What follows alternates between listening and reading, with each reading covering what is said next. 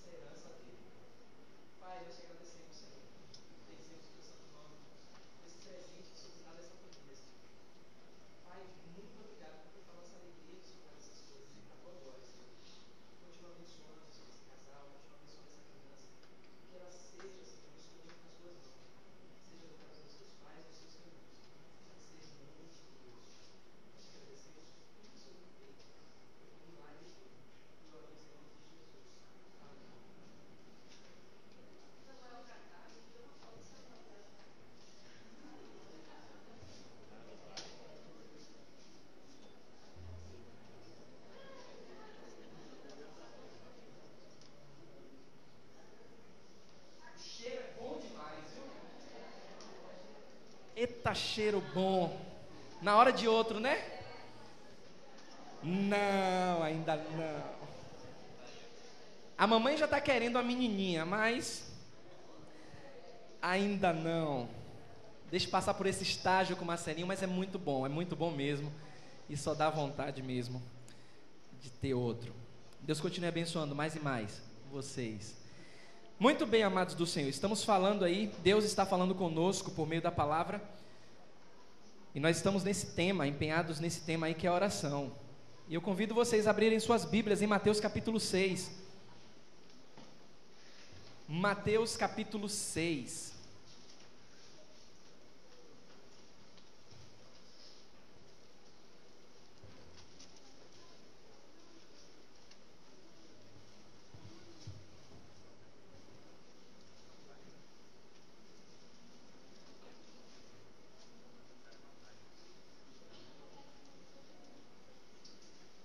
Mateus, capítulo 6, e nós temos aqui um modelo dado por Jesus de oração, onde muitos não percebem a grandeza e a profundidade daquilo que Jesus ensinou com esse padrão. Tanto não percebem que quando a Igreja Católica ela foi instituída, e as suas práticas também, as suas ordenanças, eles foram colocados, eles fizeram dessa oração uma reza, uma repetição, aquilo que Jesus nunca quis que acontecesse com esse modelo. Ele nos deixou um modelo, mas sempre quando Jesus falava alguma coisa, sempre ele tinha um ensino por trás, um ensino profundo. E não é diferente com relação à oração, que muitos leem e passam despercebidos em alguns detalhes ricos que nós temos aqui nessa oração. Então, em Mateus capítulo 6, a partir do versículo 5, Jesus ele dá algumas orientações claras a esse respeito. E ele diz assim no versículo 5, Mateus 6, versículo 5: E quando orardes, não sereis como quem? Os hipócritas. Amados, quem são, o que fazem os hipócritas que Jesus está se referindo aqui na oração? Porque eles gostam de quê? E nos cantos das praças. Para quê? Em verdade vos digo que eles já receberam a recompensa. Então Jesus é muito claro nesse ensino. Ele está falando dos hipócritas e fala que até os hipócritas têm a sua recompensa quando faz alguma coisa para se aparecer. Nesse caso, nas praças e nos cantos delas, para mostrar que sabem, que entendem de Deus e querem comunicar isso. Jesus está dizendo, olha, vocês não devem fazer dessa forma. A oração é algo muito sério e profundo. Não façam com o intuito de serem vistos por eles, para ganhar um prêmio por eles, porque se recebe a recompensa deles, essa recompensa ela é terrena, a traça destrói. Mas vocês, meus seguidores, meus filhos, versículo 6, quando orares, faze o quê?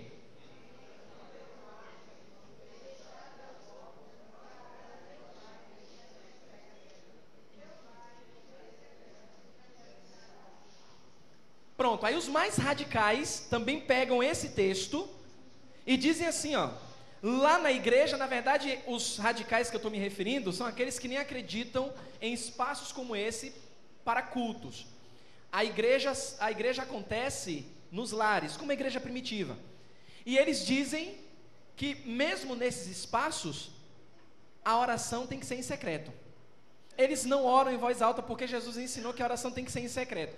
E eles usam como argumento, até um argumento plausível, a ideia de que Satanás não sonda os nossos corações, mas conhece nossas fraquezas por aquilo que nós falamos. É uma verdade isso.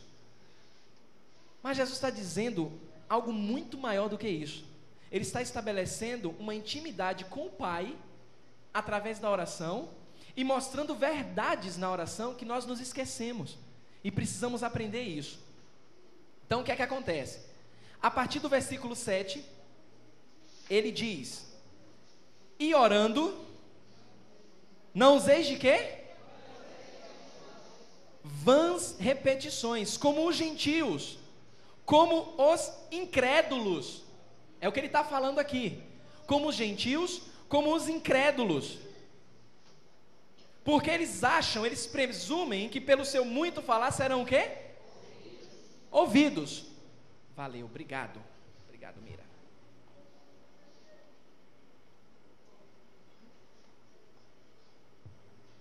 Que eles serão ouvidos porque estão usando de vãs repetições. Aí, olha só, Jesus mais uma vez nos alerta. Amados, não, versículo 8, não vos assemelheis, pois a eles. Tem uma repetição aqui. Jesus diz, olha, não hajam como gentios. E mais uma vez, nem se assemelhem a eles, porque Deus, o vosso quê? Pai, sabe de quê?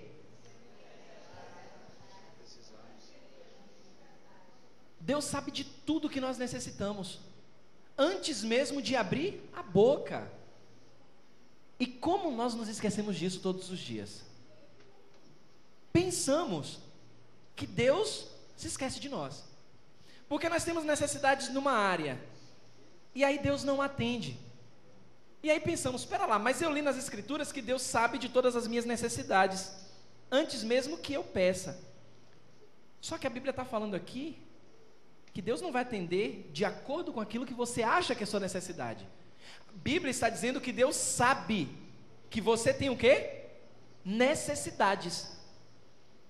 E mesmo antes de você abrir a sua boca na oração para pedir alguma coisa, Deus já sabe, porque Ele é onisciente, Ele conhece todas as coisas. O salmista disse: ainda a palavra não me veio à boca, e tu já sabes de todas elas. Deus é onisciente. Mas, amados, nesse ponto de necessidades, foi aí que eu vi uma mensagem ontem, estava escutando uma mensagem, e 3 pontos importantes dessas necessidades, Deus garante o atendimento, que é na área psicológica, que é na área sociológica e na área biológica. E eu fiquei assim, olha que interessante, eu leio Mateus 6, releio, mas eu nunca atentei para esse detalhe da palavra do Senhor.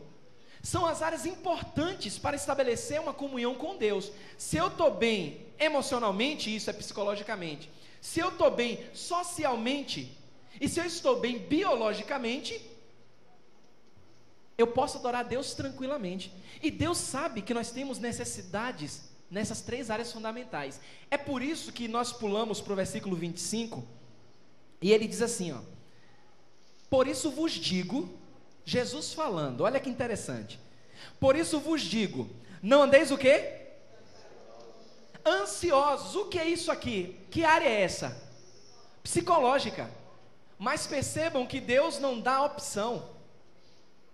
Deus está dizendo o seguinte: não ande ansioso. Aí o que é que nós fazemos? Andamos ansiosos. Valeu, Mira, mais água. Bom. Bom. Ora aí para eu segurar, viu? Entenderam, né? O que é que acontece aqui, amados? Deus está dizendo, dando uma ordem: olha, não andem ansiosos. Parte psicológica, parte emocional. Pelo quê? Quanto ao que é a vez de comer ou beber. O que significa isso aqui? Que área é essa? Biológica. Deus está dando uma ordem: não andem ansiosos. O psicológico tem que estar bem. Com o que é a vez de comer ou beber. O corpo, a área biológica. E mais, nem pelo vosso corpo, quanto que a vez de quê? Vestir. Sociológica. Como somos preocupados, né, com aparência, com roupa, o que é que vão achar da gente? Deus sabe de tudo isso. Aí Ele dá a ordem: não andem ansiosos por essas coisas. Porque são as 3 áreas fundamentais e importantes para se andar bem nos caminhos do Senhor. Porque se eu não estou bem resolvido, se eu não estou resolvido nessas 3 áreas aqui, jamais eu posso cumprir isso que Deus nos manda no versículo 33. Leia lá o 33. Leia aí, alto.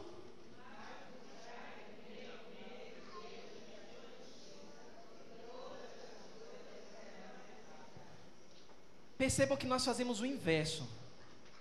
Nós queremos ajustar nossas mentes. Nós queremos comer bem, beber bem. Nós queremos ter um social resolvido para depois buscar o reino de Deus. Ou seja, nós queremos tratar de nós mesmos para depois buscar o reino de Deus. Quando a palavra diz, pois, buscar em primeiro lugar o quê? O seu reino. Amados, quando nós voltamos para a oração de Jesus, ela começa a nos mostrar aqui as riquezas que nós temos através da oração, porque o próprio Deus, no versículo 8, Ele sabe que nós temos necessidades, principalmente na área emocional, na área social, na área biológica. Tanto que quando Jesus diz, não faça essas coisas, não busque primeiro essas coisas, busque primeiro o reino, Ele está dando uma segurança. Eu tenho que confiar nele. Não posso inverter os papéis. E perceba que Jesus está começando isso na oração. Aí no versículo 9, ele diz assim, ó: quando vocês forem orar, portanto, vós orareis assim. É aí que entra o modelo. Olha como ele começa. Como é que está aí na sua Bíblia? até aqui. Pai Nosso. Ele já estabelece com você uma relação de proximidade. Mas uma proximidade tamanha que os profetas não tiveram no passado. Ninguém chamava Deus de Pai no passado. Ninguém. E aí Jesus, como o próprio Deus encarnado, está dizendo, a relação agora é diferenciada. Não precisa ter medo.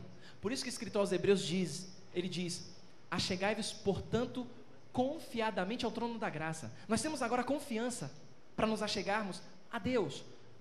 Porque Ele não é apenas o Deus Criador e nós somos apenas suas criaturas. Nós somos mais agora. Ele é o nosso Deus e é o nosso Pai. Como é que uma criança chega para um pai? Com confiança.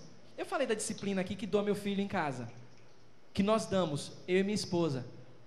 No entanto, ele continua nos abraçando, continua nos amando, porque ele sabe que tem uma relação de proximidade. Quando Jesus começa a dar esse modelo, ele está dizendo, olha, quando vocês forem orar, saibam que vocês estão falando com o Pai. Relacionamento. E ele diz, Pai nosso que estás, é a posição. Ele é Pai, mas não esqueça, Ele está acima, não é qualquer Pai. Não é um Pai que está em qualquer lugar, é um Pai que na sua posição está no céu, criou esse céu. É um Pai, mas não perca o respeito por esse Pai, porque muitos filhos perdem o respeito pelo Pai. E nós, como filhos, perdemos o respeito pelo nosso Pai, porque nos esquecemos da posição dele. Por isso que falamos na semana passada, por que tanta gente fala com Deus de qualquer forma? Se aproxima de Deus de qualquer forma. Uma coisa é você se aproximar com confiança, outra coisa é se aproximar de qualquer forma. Aí ele diz mais, nesse modelo.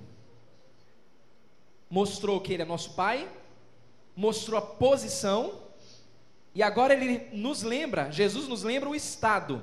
Santificado seja o teu nome. Aqui é o estado. Não é qualquer nome. As pessoas estão brincando com o nome de Jesus.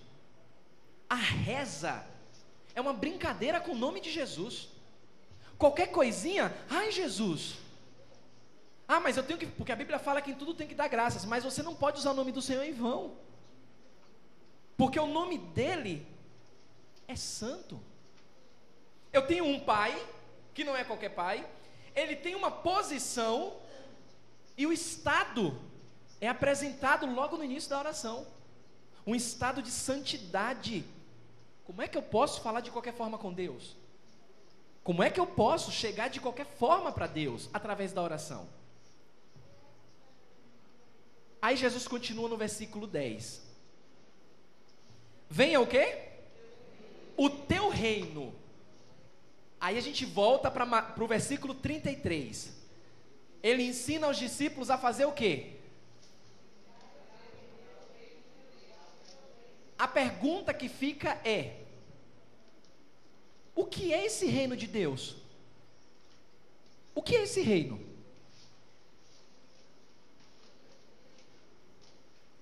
Como é que eu posso buscar algo se eu não sei o que é?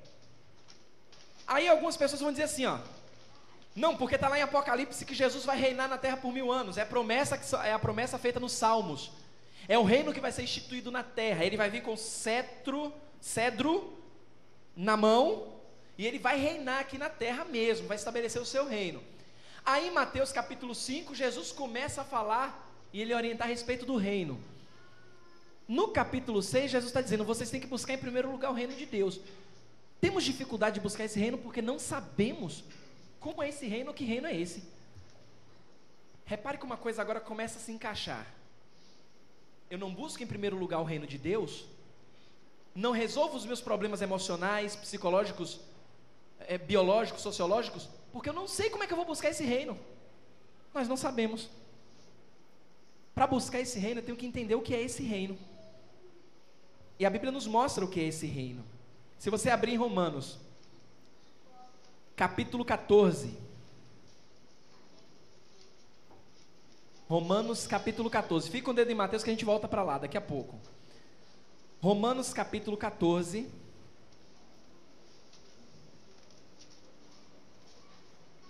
Olha se não é isso que todo mundo almeja, mas nem sabe que é reino de Deus. Romanos 14, versículo 17. Primeiro ele mostra o que não é. Romanos 14, versículo 17. Abra sua Bíblia e leia.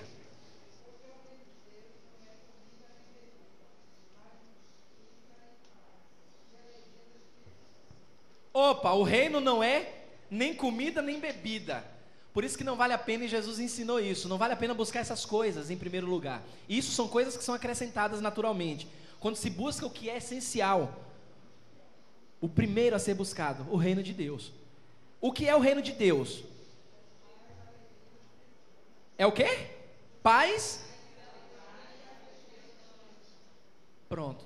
O mundo inteiro está buscando isso. O mundo está atrás de paz.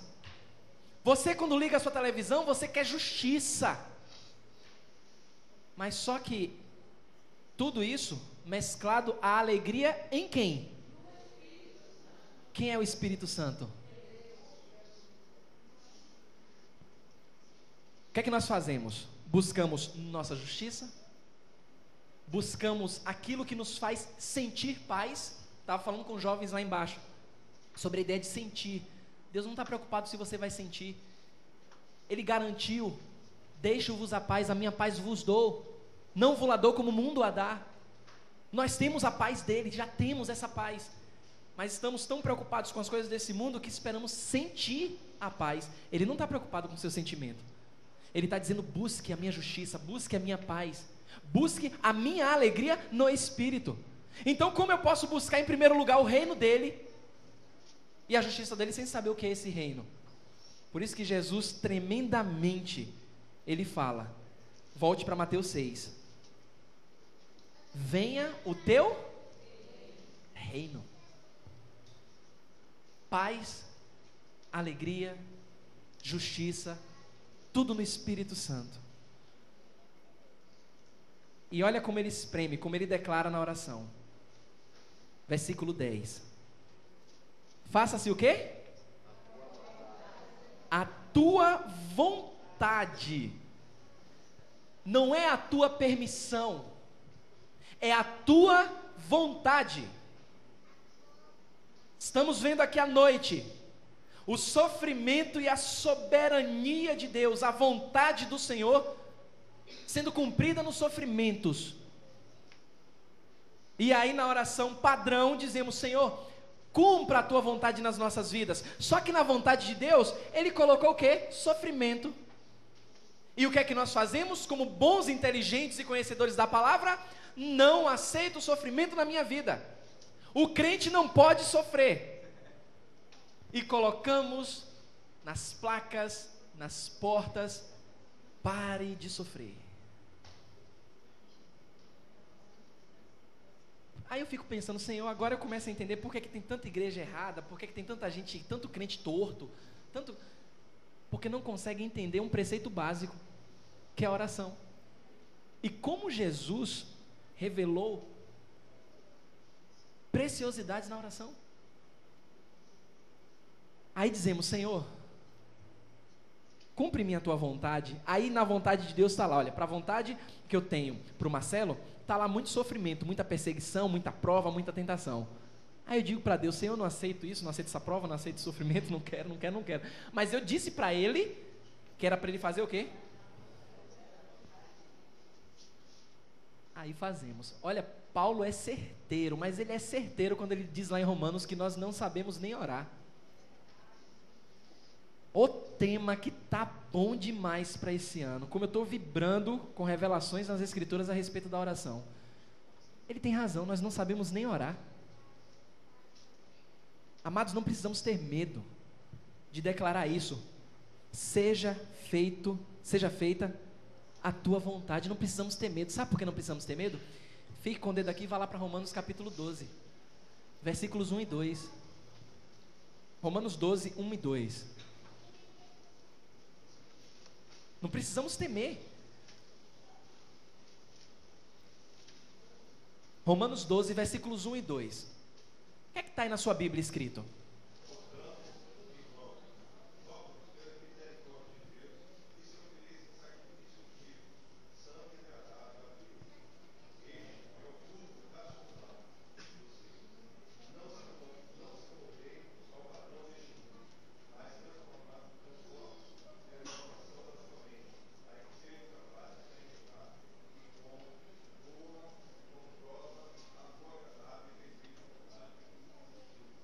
Por que eu não preciso ter medo de pedir a Deus que faça a vontade dele na minha vida? Que a vontade dele é o quê? Aí vem sofrimento na sua vida. Vem lutas na sua vida. Será que a vontade dele está sendo boa, agradável e perfeita naquele momento? Talvez você até diga assim, ó. Boa não tá. Agradável muito menos. Eu estou sofrendo. Aí somos estimulados à hipocrisia, que ele combateu no começo do ensino. Não sejam como os hipócritas, que oram para se aparecer. Aí somos hipócritas e não aceitamos que a vontade no sofrimento é boa e agradável. Mas dizemos assim, ó, mas como Deus está no controle, é perfeita. Isso é hipocrisia. No sofrimento, na dor, a vontade de Deus é boa, é agradável, é perfeita. Por isso que na oração, quando Jesus ensinou, ele disse, podem pedir, seja feita, Pai, a tua vontade, não a minha. E olha, dói, eu lido com casos todos os dias, e às vezes eu tenho que me controlar para não parecer muito duro, para com aquelas pessoas que não me conhecem. Eu tenho que falar, olha, você tem não tem nada conectado aí com aquilo que você professa ser, com aquilo que a Bíblia ensina. Porque você diz com toda sinceridade que crê em Deus, que foi salvo ou salva em Cristo, mas você bate no peito e diz que não aceita o sofrimento, não aceita como Deus tem tratado da sua vida. Então a gente tem que voltar para um princípio básico que é a oração. Pai, seja feita a tua vontade, e Ele vai fazer. E vamos chorar, vamos espernear, vamos dizer assim para Deus, como eu contei aqui um exemplo de uma jovem, que pensou em desistir ou que voltou porque ela deu uma chance para Deus. Criança birrenta. Somos birrentos. E somos, não vou dizer somos porque eu não quero generalizar, mas muitos são birrentos, ingratos. Sabe por quê? Porque quando sofrem, buscam a Deus, choram, lamentam, quer que Deus solucione o problema. Aí Deus, como é amoroso, Ele até tira a pessoa do sofrimento, e a pessoa logo se esquece dele. Logo se esquece. A coisa melhora, ela se esquece logo de Deus. É uma preguicinha ali, é uma não vontade de estar no culto. Deus deu uma melhorada na minha vida. Poxa, pastor, Deus me abençoou com um trabalho. Poxa, mas eu estou ganhando assim 20 vezes o que eu ganhava. A pessoa nem dizima. Nem dizima. Mas no sofrimento estava lá, pastor, estou aqui firme, fiel. Aqui, ó. Estou sem trabalhar, mas Deus, nessa semana eu consegui R$10. Está aqui meu dízimo. R$1. Aí Deus prospera. A pessoa muda de trabalho. A pessoa ganha uma boa condição social. Compra um carro. Compra outro. Vende. Pastor, vendi meu carro, comprei um carro novo. Massa, o senhor precisa conhecer, vem orar pelo meu carro. O dízimo do outro carro nem entra. Pastor, Deus me abençoou, agora estou morando na Barra. Vendi meu apartamento, estou na Barra, assim, numa cobertura filé. Vendi meu apartamento. Deus está fazendo a vontade dele na minha vida. Foi? Aí a tesouraria está lá conferindo, tem que prestar contas e está lá, e não tem nenhuma alteração nos dízimos. Eu vou dar um dízimo de, sei lá, 10 mil para a igreja? 20 mil, 30, 40? Deus diz assim, ó, se é para fazer a vontade dele, nós temos que ser fiéis no pouco. Sabe por quê? Porque no muito ele nos coloca. E aí clamamos com todo ímpeto: faça a tua vontade na minha vida, Senhor. Eu estou falando de dízimo é porque eu já falei aqui. Eu não tinha o hábito de falar sobre isso, sobre finanças, sobre dinheiro na igreja. Ficava com certo receio. Mas não preciso ter esse receio, não. É a orientação do Senhor. E a Bíblia fala que muitas vezes roubamos ao Senhor nos dízimos. Ladrões, somos ladrões no dízimo. Está lá em Malaquias. Por que tudo isso, amados? Porque nós falamos tanto da vontade de Deus, tanto da vontade do Senhor. E quando Ele faz a vontade dEle nas nossas vidas, quando tudo vai bem, nós nos esquecemos dEle. Eu tenho uma admiração muito grande por um filósofo moderno chamado Mário Cortella. Paulo, na verdade é Paulo Sérgio. Mário, né? Mário Sérgio Cortella. Eu tenho admiração muito grande por ele, não pela essência dele, porque ele não conhece a Jesus, mas pela forma como ele transmite as palavras, como ele comunica. É um excelente comunicador. Eu tenho um dedo ali, a forma como eu falo hoje é porque eu tenho observado ele e alguns outros comunicadores que gosto demais. Ele é um dessa minha lista. E ele falou essa semana numa entrevista na Rádio Metrópole, ele disse assim, olha, ele falou sobre a alegria que Deus está falando. Ele disse que Deus é tão bom, olha só, um filósofo moderno que diz assim, ó, Deus é tão bom que Ele nos dá a alegria, mas com a alegria Ele nos dá o sofrimento. Aí eu fiquei atento, né? Estava preparando a mensagem e aumentei o rádio. Opa, estou falando sobre isso na igreja. Aí comecei a ouvir. Aí ele disse assim, olha, Deus é tão maravilhoso, tão bom, que Ele nos dá na sua vontade soberana a alegria, mas Ele com a alegria Ele traz o sofrimento. Porque se Ele só nos desse a alegria, nós somos tão falhos e tão pecadores, que somente uma vida de alegrias e de sucessos nos fazia cegos, nos tornaria cegos para toda a alegria que Deus nos tem dado. Como por exemplo, a alegria de enxergar. Quantos agradecem porque estão enxergando? Caramba, isso é forte. Quantos agradecem a Deus porque estão andando? Quantos agradecem porque acordaram? Ou quantos agradecem a Deus porque estão respirando sem um aparelho? Então o que é que Deus faz na sua soberania, na sua graça? Ele coloca o sofrimento para que a gente venha perceber através do sofrimento o quanto nós somos alegres. Não toda uma filosofia, mas tem razão em alguns pontos. Se somos pecadores, é verdade, tem razão em alguns pontos. Aí eu me questionei depois, eu pensei assim, claro, ele estava falando numa perspectiva humana, porque na glória não haverá sofrimento, e na glória vamos contemplar só o quê? Alegria, alegria, alegria. Mas na glória são corpos transformados, são mentes transformadas. Então enquanto estivermos aqui, é alegria com sofrimento, para que a glória do Senhor, aí eu fiz uma associação, seja manifesta mesmo na alegria e nos sofrimentos. Mas tudo isso, amados, regados ao quê? A vontade de Deus, que almejamos e dizemos, Senhor, faça a tua vontade. Onde é feita essa vontade nesse ensino de Jesus? Seja feita a tua vontade. Onde? Versículo 10. Assim na terra como no céu. Vai ser feita. Está sendo feita. Lembra o que Jesus falou antes de subir aos céus com os discípulos? O que foi dado a ele? Abra lá em Mateus 28. Mateus versículo 28. Deus está falando contigo, viu? Guarde cada palavra nessa manhã. Você que está aqui nessa manhã, Deus está falando contigo. É muito bom buscar a Deus. É muito bom clamar a Deus quando tudo está ruim.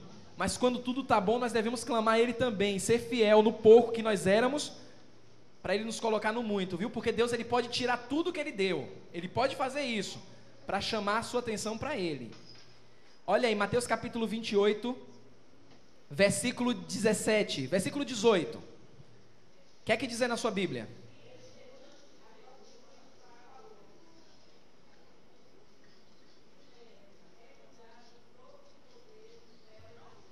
Opa, então a gente volta para a oração.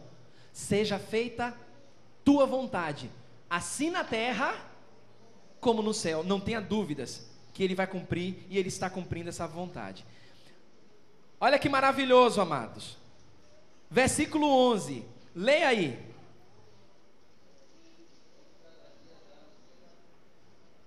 Perceberam a redundância? O pão nosso de quando? De cada dia, dai-nos quando? Hoje. Aí a gente volta para o assunto ansiedade. Por isso que Jesus não ensina nada, não coloca nenhum fardo pesado sem que Ele tenha ensinado. No versículo 25 que você leu, a Bíblia fala: não andeis ansiosos por coisa alguma, nem pelo que haveis de comer, beber ou vestir. Paulo entendeu muito bem isso. Olha o que ele escreve aos Filipenses. Filipenses capítulo 4. Olha que maravilhoso da palavra de Deus. Filipenses capítulo 4. Versículo 7. Lembra que o reino de Deus é o quê?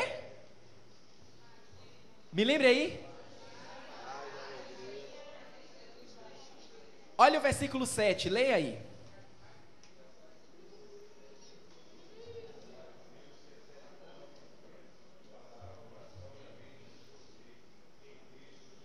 Oh, que delícia poder acordar com essas palavras. Deus dizendo para você: olha, é a minha paz que vai guardar os seus corações. É a minha paz que vai te trazer conforto e consolo. Isso é tremendo, maravilhoso. Mas olha o que diz no versículo anterior. Leia lá a sua responsabilidade.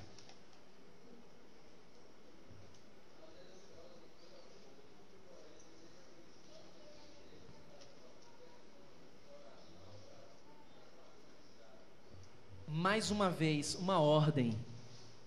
Não andem ansiosos por coisa alguma. Não andem ansiosos. Essa paz de Deus só vai acontecer quando nós colocarmos o versículo 6 em prática. Não andar ansiosos de coisa alguma. Por quê? Porque quando nós pedimos na oração, volte para Mateus 6. Quando nós pedimos na oração: Pai, o pão nosso de cada dia dá-nos hoje. Ele vai dar o seu pão hoje. Ele vai dar o seu alimento hoje. Aí o que nós fazemos? Nós estamos tentando viver o amanhã, porque o passado mostrou algo nas nossas experiências. Quem é o passado nas nossas vidas? Quem é o amanhã nas nossas vidas? Não são nada. Jesus está preocupado com hoje. E esse pão de cada dia, Ele nos dá hoje. Pastor, eu vou ser um crente melhor a partir de amanhã. Pastor, estou me planejando, tenho uma lista de pecados que eu vou aborrecer, mas olha, em nome de Jesus, no ano 2074, tudo em prática. Um dia de cada vez. Hoje é domingo, dia 23, até rimou. Eu vou ser um crente melhor hoje, Senhor. O Senhor me deu uma lista de recursos hoje. Então eu vou ser um crente melhor hoje. Amanhã é segunda, não sei, Senhor, se a segunda vai chegar, mas hoje eu vou ser um crente melhor.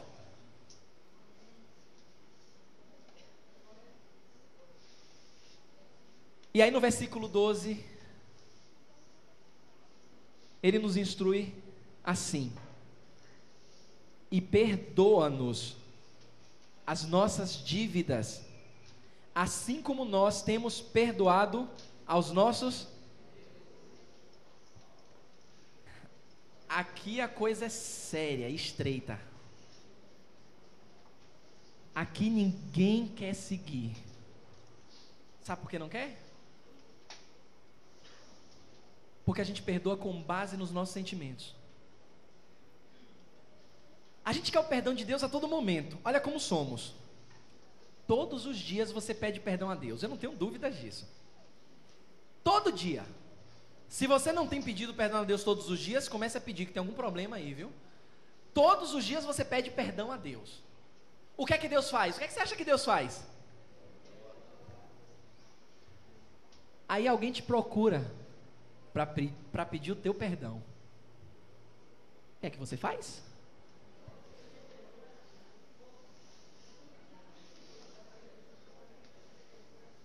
Não perdoa porque não, aquele pecado ali foi muito forte.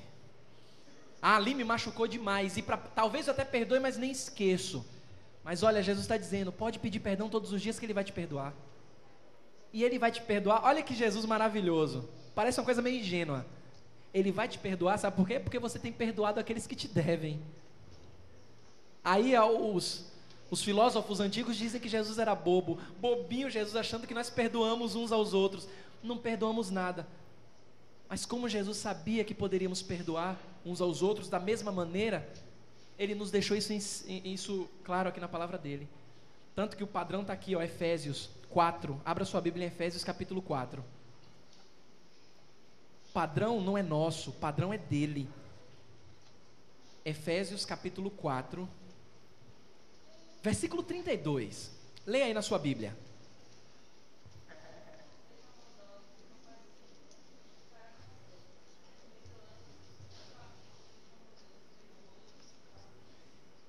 Aqui a gente tem que respirar fundo, porque só os que conhecem a Deus perdoam como Ele perdoou. Você pode ter o problema que for com quem quer que seja. Se você conhece a Deus, não é porque eu estou falando, não é porque a palavra está mostrando. Se você conhece a Deus, você vai perdoar essa pessoa como Deus tem te perdoado. E olha que o perdão é uma questão de vontade, não é sentimento. É vontade. Perdoando-vos uns aos outros, como também Deus em quem? Aí Paulo em Romanos capítulo 5 diz que Deus nos amou sendo nós o quê? Bonzinhos? Eu tenho que perdoar meu irmão, porque ele não é bonzinho também, assim como eu não sou. Eu tenho que perdoar ele. Independente da ofensa, eu tenho que perdoar ele. Porque a oração exige isso. Senão eu vou ser hipócrita, eu vou pegar pontos da oração de Jesus e vou dizer, não, isso aqui está bom, isso aqui está ótimo, isso aqui eu tiro, isso aqui eu quero, isso aqui eu não quero. Não funciona. Não funciona. Mateus 6. Estamos terminando. Mateus 6.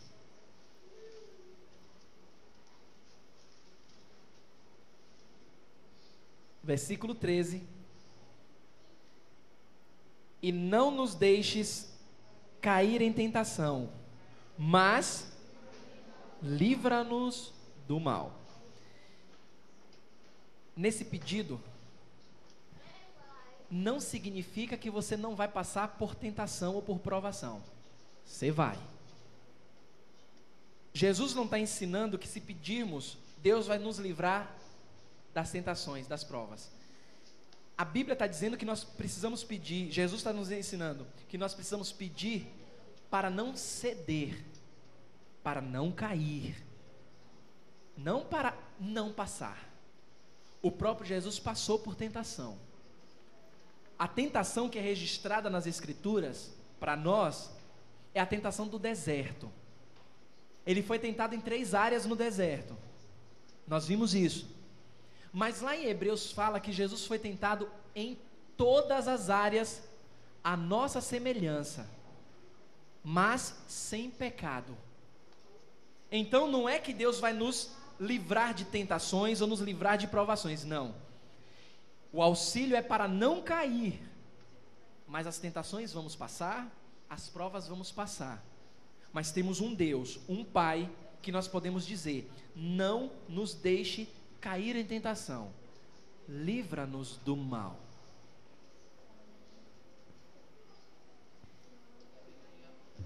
Eu queria ver, naquele tempo, algum padre, algum doutor da lei na época, mostrar a verdade da oração de Jesus como ela foi mostrada aqui, de maneira simples, clara e prática na palavra do Senhor, porque foi assim que Jesus ensinou, é assim que nós aprendemos, devemos fazer a mesma coisa.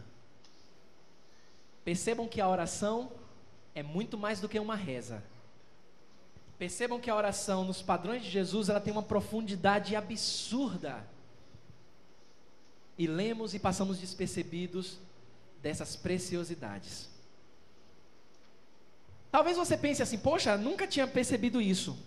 Como é que se descobre coisas desse tipo? Numa oração que eu já li tantas e tantas vezes. É aí que eu faço um apelo e um convite, na verdade, um apelo não, um convite a você. Hoje à noite eu vou colocar lá no aparador, se assim Deus quiser, uma lista. E eu preciso saber quantas pessoas têm interesse em fazer esse curso bíblico desse primeiro semestre, sobre como estudar a Bíblia. A gente só aprende essas coisas estudando a Bíblia. E muitos ainda não sabem estudar a Bíblia, sabem ler. Mas eu quero, com a ajuda de Deus, passar para vocês, como eu comecei com os jovens hoje, lá na classe, passar para vocês ferramentas, para que dentro dessa mina de tesouros, chamada Bíblia, vocês possam extrair o máximo daquilo que Deus tem para a sua vida.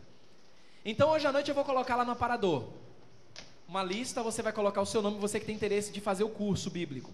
Você vai colocar o seu nome, o seu telefone. Lembrando que esse curso, você não vai pagar matrícula, nem vai pagar mensalidade.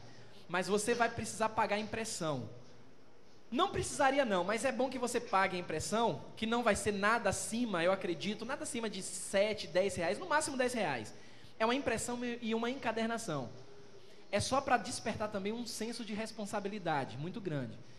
Então assim, não vai passar disso, eu acredito que não. Mas se passar, eu vou comunicar a você.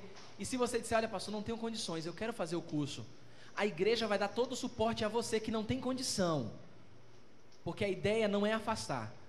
Tem pessoas que 10 reais é muito, a gente sabe disso. Mas a ideia é que você faça o curso, porque a igreja vai investir em você. Quanto mais a igreja investir em você, melhor será para o caminho, para caminhar com o Senhor e para esse reino maravilhoso que é apresentado nas Escrituras. Então hoje à noite, vou colocar a lista, você coloca o seu nome, e dentro em breve nós apresentaremos aqui as datas. Será sempre aos sábados, 18 horas, aqui na Igreja Batista Esperança. Alice, diga, Lio.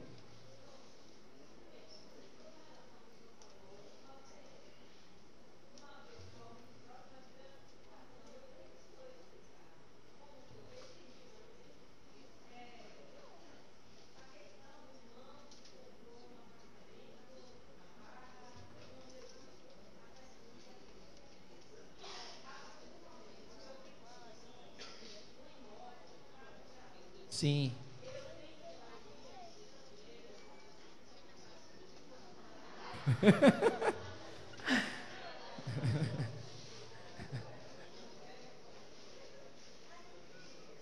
Eu poderia dizer assim, ó Lio, lá no gabinete vamos conversar, vou tirar essa dúvida com você lá no gabinete. Mas eu sei que algumas pessoas depois vão me procurar e vão querer tirar essa dúvida. O dízimo, de maneira muito rápida, prática e clara.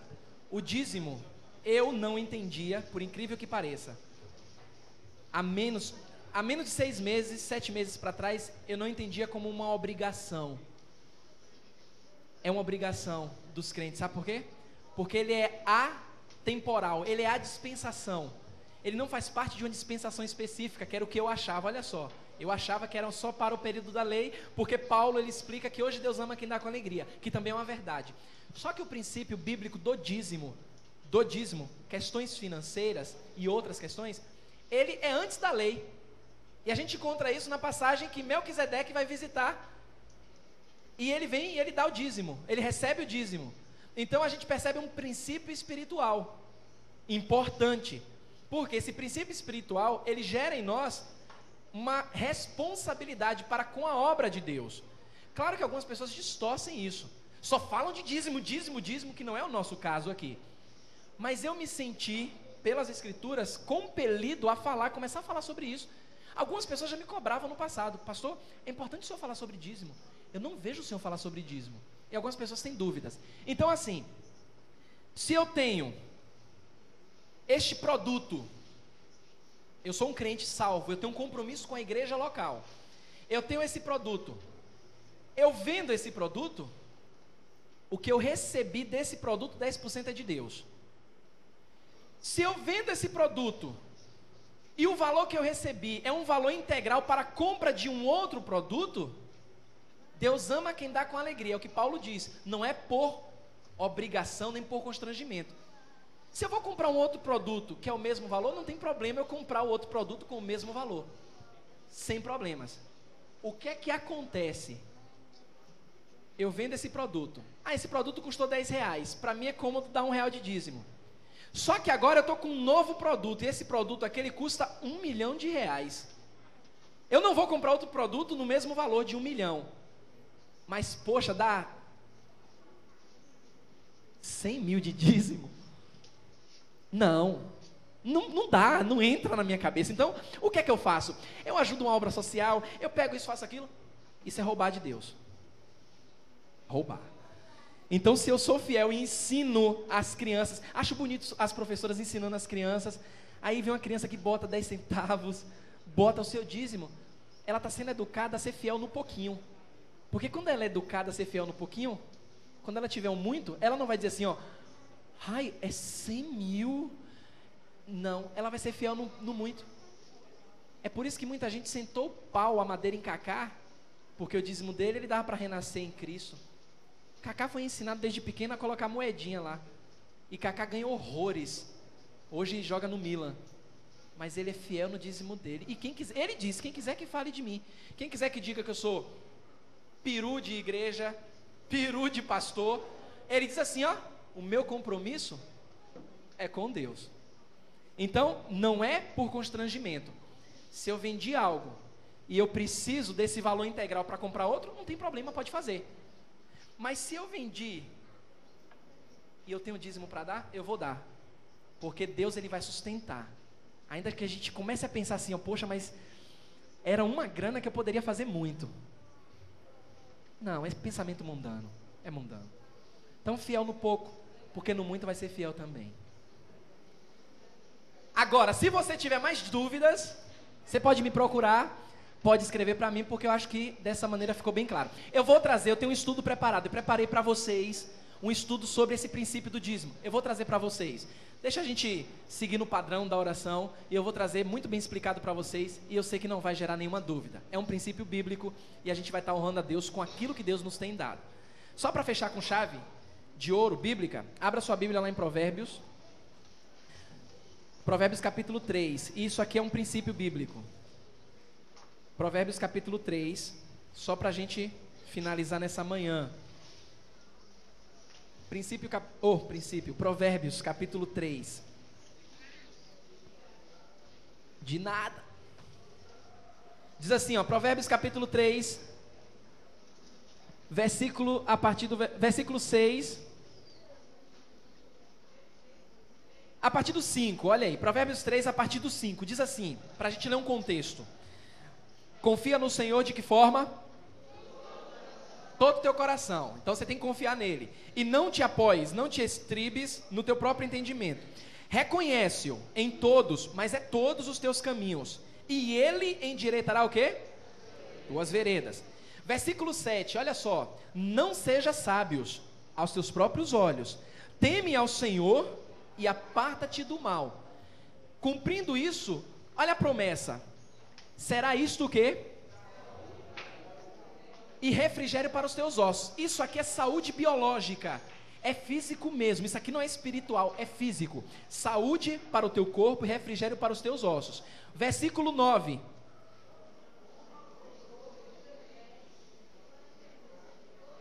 Com as primícias de toda a sua renda. Daniele é minha administradora em casa. A primeira coisa que ela faz é tirar o dízimo, quando ela recebe. Quando eu passo para ela e quando ela recebe do trabalho dela. Ela tira as primícias, porque ela sabe do princípio bíblico e honra ao Senhor. Nós fazemos isso em casa.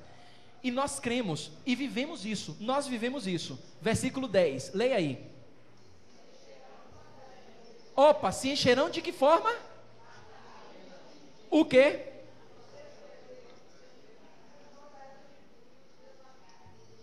Perceba que isso aqui eu não preciso nem ficar fazendo campanha para vocês entenderem isso, para a gente arrecadar dinheiro.